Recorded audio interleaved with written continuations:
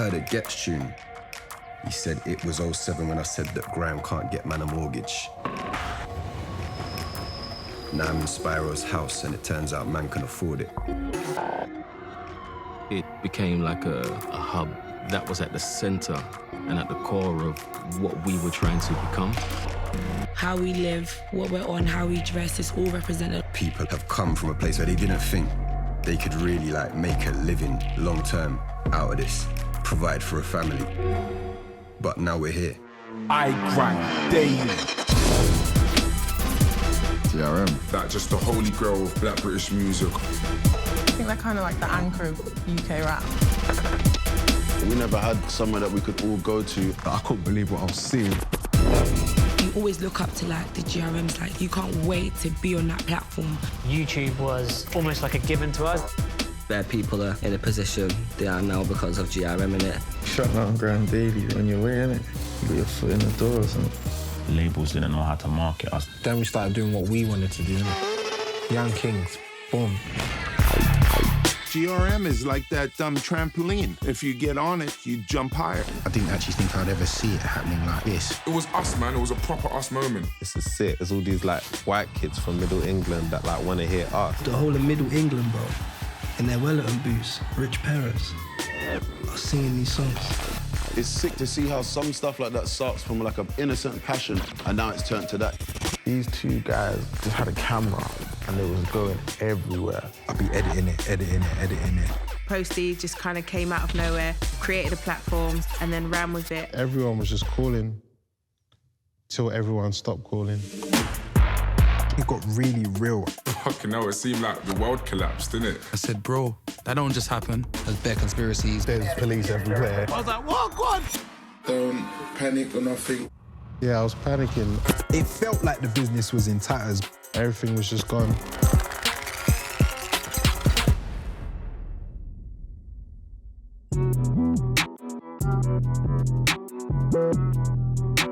I haven't heard from Nana. Nana said she's moving house today. Do you want to fade the beard or do you want to point it? Just your best work. Yes, Badika, I know. I need you to stop sounding panicky when things go wrong. I don't operate in that fashion. Do you think I didn't invite enough people? I believe that. I feel like no one's coming. Give Betty Stars a bottle of champagne. Give Dave a bottle of champagne. If I told people last entry's 4:30 and it's 3:43, should be a bit more rammed than that. I was born in England, but I didn't live here till I was 12. When I came back, I was trying to identify with who I was as a person now living in the UK. We were heavily influenced by American rap. Jay-Z, Nas, Biggie, Tupac, the works. It was only really later on that we started hearing things like Heartless Crew, Pay As You Go, So Solid Crew. And that's when UK music started to really translate.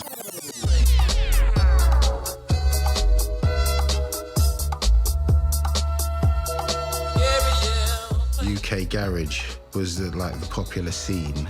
And the first record I signed was Rewind by the Artful Dodger and Craig David.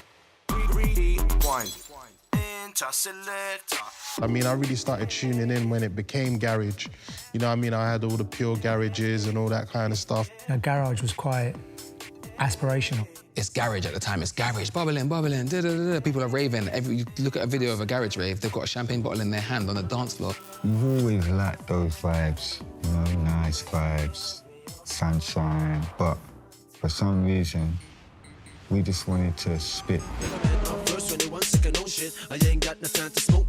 I remember the first time I saw the So Solid video, and I was just like, wow, this is incredible. No one had seen a video like that. It was like, rah, it's Ashley, oh, it's Romeo, Lisa Mafia. It looked glossy, it looked expensive, the music was 10 out of 10. When 21 Seconds came out, it was like, okay, you could relate to them because a lot of the stuff was shot in South, so you knew the area. And then it kind of that whole staff culture of everyone having dogs. Hearing that they was from South London as well, it wasn't that far from where we're from, and it just felt like It was our own thing. You know how much people will be like, yeah, my cousin's in So Solid. You're like, is he? Which one is he? Yeah, actually, it's my cousin. It's my cousin's cousin. Stop lying, bro. We were different. Do you know what I mean? The way we did things were different. We weren't trying to be American. We weren't trying to be anything else but ourselves, and we had our own way about it. I got 21 seconds to flow. I got 21 seconds to go. I started off listening to So Solid on the radio.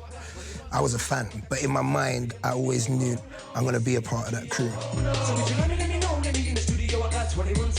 I think that was kind of like the start of, I guess, an era of music. I always feel like that music wasn't champagne bubbly like garage, but it wasn't like grime. It was that weird time when it started to change, that kind of fusion.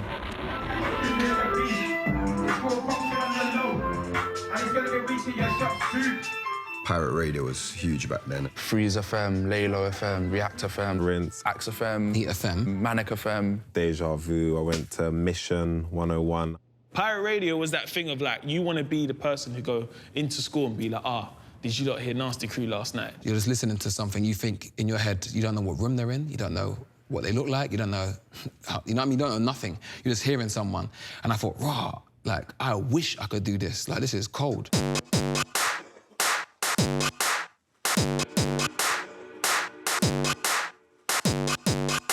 The I Love You white label. I can't really think of one record that had quite as much impact on me as that did, where I just thought that's a whole movement. So this kick was made by Cage. I would have just been there, like I said, it all would have been laid out across, and I would have just started playing. Then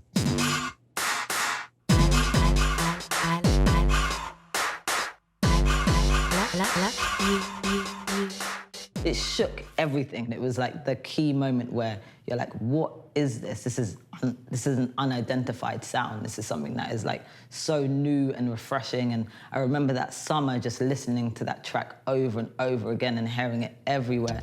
All the things that had come before it, jungle and drum and bass, and then garage, I felt it was all in these instrumentals, although they were incredibly minimal. Remember, we all used the same studio, so Roll Deep. So Wiley would have been using, but whoever else, Danny Weed, it all come from the same kind of bank. But I went for the nutty sounds because my palette was different because I was into other stuff. Yo, some bitch, no. Keep calling my phone. Don't leave me alone. Just moan and groan. Keep ringing me at home. These days I don't answer my phone. I know I was in the middle of making it, and Cage was on the phone, and he got off the phone, and he said, it's not good. I said, well, what's wrong? He said, it's not good. Then he explained to me that the towers fell, and Bin Laden and all that stuff. And I didn't understand, because I'd never heard of the Twin Towers. I didn't know what any of that was. But I remember that vividly happened when I was making this beat. Yo, if a girl know where you say that's for, somebody banging at you go, what for? Pregnant, what you talking about before? 15, she's underage, that's raw. And against law, 5 years or more. Now she wants a score and a half of a draw. That's the kind of threat that you can't ignore. Sometimes my flow shapes my writing. So let me fit those words into that pattern, okay, that way, and then it just ends up, like I said, and then it ends up making sense because you fine tune it and go through it and that. But so it just come out, and then obviously that, like I said, that was the kind of stuff I was seeing around that age. And I got someone pregnant when I was whatever, when I was young. Anyway, so there was a bit of that too. That boy's some you know, all up in my head, thinks that I care, following me here, following me there. These days I can't go nowhere. If you listen to Boy in the Corner, you've never heard music like that before. It's like new music. It's just sounds, do you know what I mean? And that's why some of these artists are also geniuses, because they created their own style of music. I don't even know if I would even make a song like that now at 35. You know what I mean? But back then, it was just raw and it was just, I don't know, I was just doing something different. I love you.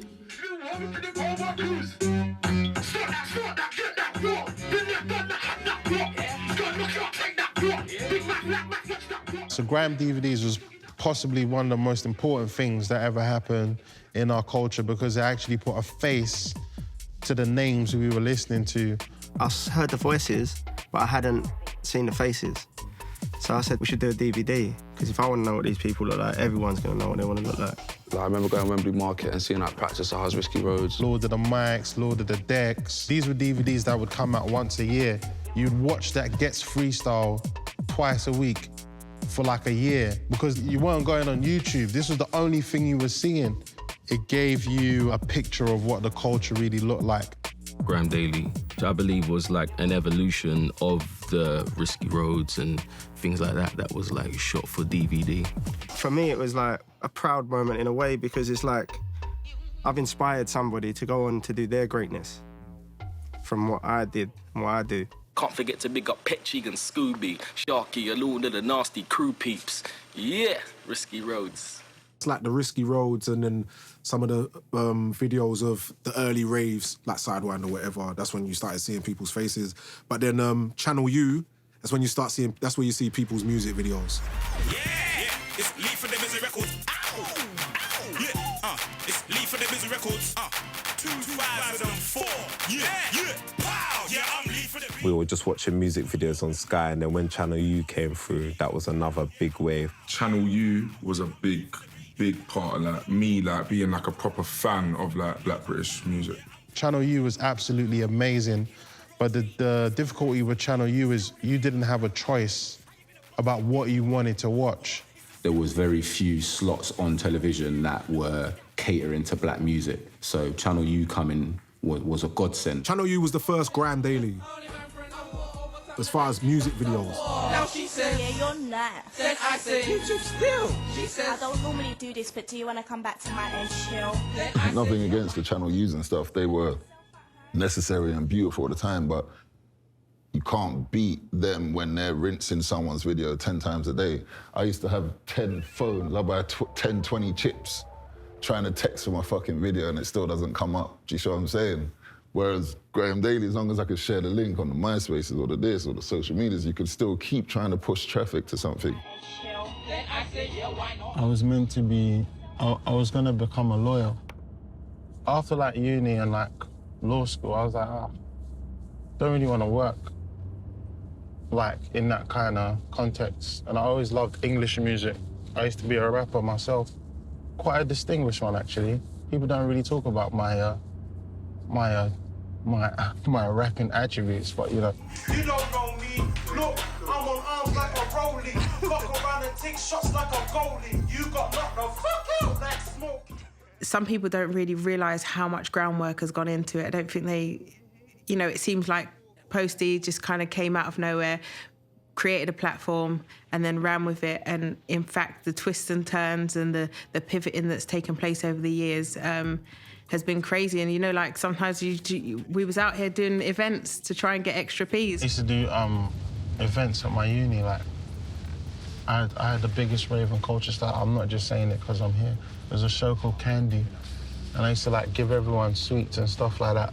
So at the time, like English artists weren't like the biggest thing, but obviously there was a market for it.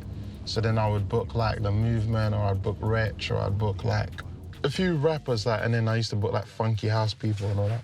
So I booked Wretch back in the day, so I knew him before GRM, or Graham Daly, should I say.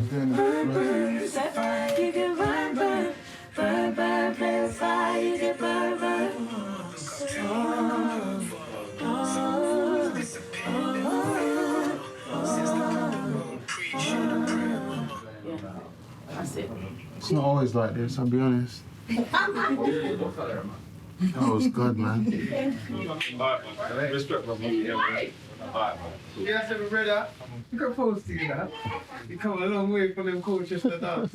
I remember you're the first man. We all did. Yeah. He was right there.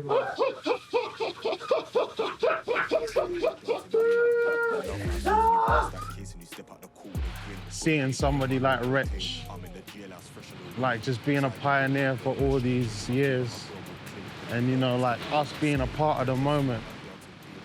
Just want everyone, all this great artists, like just to wake up one day and just see like how GRM's been involved in all these moments. I feel like that's how we build a legacy. That's how you build a brand. And I've come this far. I'm gonna get all like Justice. When I started doing club nights, I started booking people from our genre, started meeting people that inspired me. And at the time I was addicted to World Star Hip Hop. I used to go on there every day and I thought, we actually need something like this. Like, that's when World Star was kind of fresh. It had everything. It had music, it had just mad ratchet stuff on there. I was like, we need World Star Hip Hop over here. I remember my phone rang. It was Kobe on the other end. He was like, oh, do you know what? I want to make like the UK version of World Star. I was like, why did I not think of that? In the time, I didn't realise how profound that moment was. In my head, I was thinking, this just sounds great because I'm going halves with someone. I was like, yeah, let's do it. After we made that decision, it's like, okay, cool, now what? Because my background's in finance, his was in law, so there's like, what are we doing here? So I had an idea, I thought about MySpace, right? And I thought on MySpace, J2K's MySpace always looked the best. It always just looked the best. And a guy called Sketchy Media had done it. So I gave Sketchy Media a shout. Yo, Sketch, I got this idea. I want to create a blog. You know, I want to call it World Star Grime. I want to be at like World Star Hip Hop. We just have all the stuff going on in the scene. He's like, you're the only one I know that can really build a website. Like, I've got some money. Like, can we make it happen? And I was like, yeah, let's do it. Because for me, I was on blogs every day. That was like my life. A lot of people would log onto the blogs to see what's new, to see what's happening. Grime just had the biggest affiliation to UK music and Daily, just so that you knew that we meant business and this is our job. So expect this from us every day. The first initial feeling I had, this wasn't even a thought, the feeling I had was, that's just right. Wake up, log on, write something crazy. You don't know, fam, I grind. The very first website design is in here somewhere. Here you go, version 1.0. That was it. That was the very first website design. Look at the YouTube player. Now we've built the site, we're putting up links, and then we're messaging everyone on Facebook. I would follow Logan Sama, right? So Logan Sama was the biggest DJ in grime music, right? Let's just say Logan Sama had 5,000 friends on Facebook. I would personally message all 5,000 of his friends, say, yo, we've just launched a new website. It's called grimedaily.com, check it out. I would send out these messages daily. I don't think Logan knows that, but hopefully he don't mind. I think within the first 3 days, we went from like launching it to getting 13,000 people looking at the site. I couldn't believe it, and I'd never run a site that had like that much traffic, so instantly the site was just crashing. First time the site went down, we didn't know what happened, and you just paid someone that, it's like, hey, the site's gone down. There was no way you were keeping an old WordPress blog on a custom domain serving 13,000 people. Like, just traffic's too much. He's come back like, oh, do you know what? We need a bigger server because we're getting hits. We paid all the money we had at the time to get a website built, and we thought, job done. But what we realized was that they had nothing to watch on there because we just kept posting old videos. So when I'm talking about old videos, I'm talking about old DVD rips. I'm talking about videos that are already on Risky Roads, videos that are already on Loaded on Max, which they've already watched 100 times. We didn't know how to film, and we obviously saw Jamal was doing SBTV. I remember him messaging me, going like, oh, I'm gonna create a site. I'll put your videos on my site. Cause I didn't think he was doing videos then. He was just like he was like, I wanna be the World Star Hip Hop of the UK. We don't really have that in the UK. And I was like, yeah, sick. So we kind of hit him up and we were like, we want you to be the Jordan Towers of our thing. But with these things, sometimes things fall through. I guess Jamal obviously knew why do it with them when I could do it by myself. We were kind of hoping he wouldn't realize that. He did. And so we had to kind of pick up the camera ourselves and go out there and do our own thing as well. Do you know what I mean? This is what happened. So our first interview was J2K. We got J2K because Sketchy Media built J2K's MySpace. I was like, yeah, cool, let's film with him because he was in Roll Deep. He was a respected MC. Yeah, got the Spears Axe. I was addicted to World Star Hip Hop, so I was familiar with the format, do you get what I'm saying? So I understood what he was trying to do early, and it was just something I felt like we needed, and if this could get executed, this would be something really good, do you get what I mean? So, yeah, man, I just jumped on it. J2K introduces us to Frisco. Frisco introduces us to Skepta. Skepta introduces us to JME. Now, there's a whole cycle, a whole loop, a whole little network going on. in his head, he probably wants to say, how did that get spare times? And he wasn't answering. So the truth of the matter is, this guy, I rate him because he was persistent, you know what I'm saying? The time we're really young, we're really bad communicators, but the way they're supporting me, I can tell that they understand what I'm trying to do because they can see I'm supporting them. Really, GRM was the baby of the internet age, and we were almost overnight crazily successful. We just got as much content as possible. We'd meet a rapper, we'd film him for about 20 minutes. We'll break down that interview in 4 parts of 5 minutes, right? We did like a crep check, which would be the 5th piece of content, let that out on a Friday. Then we'd film a freestyle and let that out on a Saturday, for example. So just by meeting one person, I had 6 pieces of content. So if I met 4 people in a week, now I have 24 pieces of content, and then I could just mix and match it. YouTube was almost like a given to us. It was like, that's just where the content is, but the site was the focus. So even though early on we were doing like YouTube content and Post and Pierre were like filming all the artists and doing things, we were doing that because we needed more content for the website. It wasn't like now where people are like starting a YouTube channel, you know, like let's build a YouTube channel. That wasn't a thing to us. We were just putting content on our website. At first I watched on YouTube like 2009, but yeah, I used to watch a lot of videos on GRM. I just used to see a lot of new talent on there. I think it was a good space for people to kind of come up and show their skills. So I always remember like checking out new people on the platform and seeing who's coming out, where they're from. We've put out all of this content, so it's like, all right, well, we need more.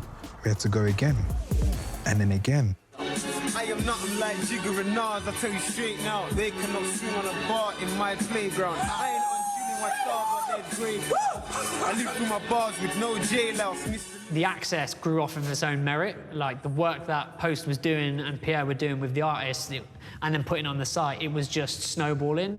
We actually started charging people for advertising space on our website. So Sincere was one of the first people to actually think, all right, cool, let me put my CD cover on this website. Mark Henry, who I had a mixtape with at the time, was my brother. Stay Flea, Get Lizzie. He hit up Post and Pierre and was like, oh, can we put a banner like what Worldstar Hip Hop have? I think he gave us like £300 for 6 months. By the time, seemed like a fortune. You know what I mean? No one paid for nothing because no one had any money. I remember when I started trying to charge £50, it was mental. And then my phone never rang for 6 months. One of my biggest L's, I wanted to buy into GRM. Post and Pierre accepted it. They said, yes, we will accept it. He wanted to know what I was doing with the money, like how I was investing it back in the company. I was thinking, mate, I just want a car and a chain. Are you in or are you out? But my boy I was with was like, nah, like that's expensive, fam. And I wish to death he didn't. He said no. And we just stayed friends since. But yeah, he definitely saw the value in Grime Daily from early on. You know, I get skippy with the flow, fat boy getting the people to chrome. Little boy, you're a in the zones. Where I'm from, you don't pass a roam. The reason why we had an edge on all our competitors at the time was because our website was the biggest website for black music in the UK. Our stiffest competition at the time was Spiff TV. And when we bought GrimeDaily.com, we forgot to buy GrimeDaily.co.uk as well, but they did. For a little bit of time, there was like something going on where someone was like hijacking the GRM traffic. Very clever move, like really, really clever. So when people used to type in GrimeDaily.co.uk, it would just refer them to Spiff TV, and now everybody knew about Spiff TV. I was like, oh, this is crazy. Now all the kids in the streets, they was only talking about Spiff TV. That was a clever tactic. When it comes to bars, I'm like Frank Gallagher from Shameless. After a few months, people just started hitting us up, like, I want to shoot a video, and they kind of understood what it was. But right now, I hate MTV so much. Let's just say I need a new telly.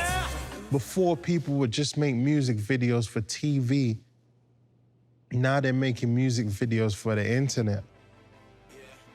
And if it goes on TV, it's a bonus. I was raised in the ends, them guns go bang. After about a year of running the platform, we had gained like really good traction. It was our 1st year anniversary, We've been working really hard for a year, so we wanted to celebrate that. It was also potentially a way that we could make some money to sustain ourselves because we were broke. There was bouncers, there was security. The party was going well. There was about an hour left, and then there was a shooting. The first time I even heard of Grime Daily, I was like, raw. It was really going down, do you know what I'm saying? It just caught like a mad buzz. Almost within a couple months, we were like, fuck, this is big. Everything was going amazing. And I saw about 98 missed calls, thinking, what's going on? Can you give me a clap? Yeah. No, there's no bass in that clap, man. Yeah, that's the answer to your question. I don't remember what it was. Again. Hey, Ben, sorry, man. I'm chatting shit, Ben. Sorry, blood. Sorry. Wow, dude, my LinkedIn is gonna look bad. Hey. Thanks, guys. It's not a random. That was a bad interview. Don't take it. Let me see how that's looking. You're not there anymore. I where's the flavor?